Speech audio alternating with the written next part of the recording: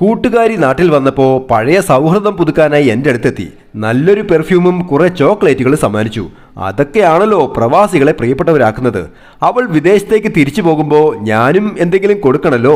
Surprise കൊടുക്കാനായി എയർപോർട്ടിൽ ചെന്ന് ചെറിയൊരു പാക്കറ്റ് സമ്മാനിച്ചു. അവളത് എന്താണെന്ന് ചോദിച്ചെങ്കിലും ഞാൻ പറഞ്ഞതേയില്ല. അവൾ അവിടെ ചെന്ന് കഴിഞ്ഞ് സന്തോഷത്തോടെ എനിക്ക് മെസ്സേജ് അയക്കുന്നത് നോക്കി ഞാനിരുന്നു. 2 ദിവസം കഴിഞ്ഞിട്ടും ഒരു വിവരവും ഇല്ലാതിരുന്നിട്ട് ഞാൻ അങ്ങോട്ട് ഒരു മെസ്സേജ് അയച്ചു. അവളുടെ റിപ്ലൈ എന്നെ ഞെട്ടിച്ചു കളഞ്ഞു. എന്നെ എയർപോർട്ടിൽ പൊക്കി കരഞ്ഞ് കാലി പിടിച്ചിട്ടാണ് ആ പട്ടി അവർ വിട്ടത്. അമ്പരന്ന് പോയ ഞാൻ കാര്യം തിരക്കി.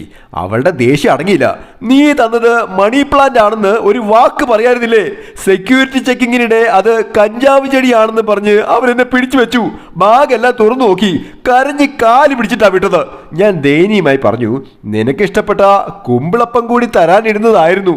അവൾ കലിതുള്ളി അലറി. നന്നായി തരാത്തത്. കഞ്ചാവിന്റെ കൂടെ പടക്കമുണ്ടെന്ന് പറഞ്ഞ് അവരെന്നെ വെടിവെച്ച് കൊന്നേനെ. കഞ്ചാവ് ചെടി എന്ന് വിളിപ്പേര് കിട്ടിയത് കൊണ്ടാവും ആ മണി പ്ലാന്റ് ഗതി പിടിക്കാതെ കരിഞ്ഞുപോയി. Happy drawing, Saneesh Divakaran.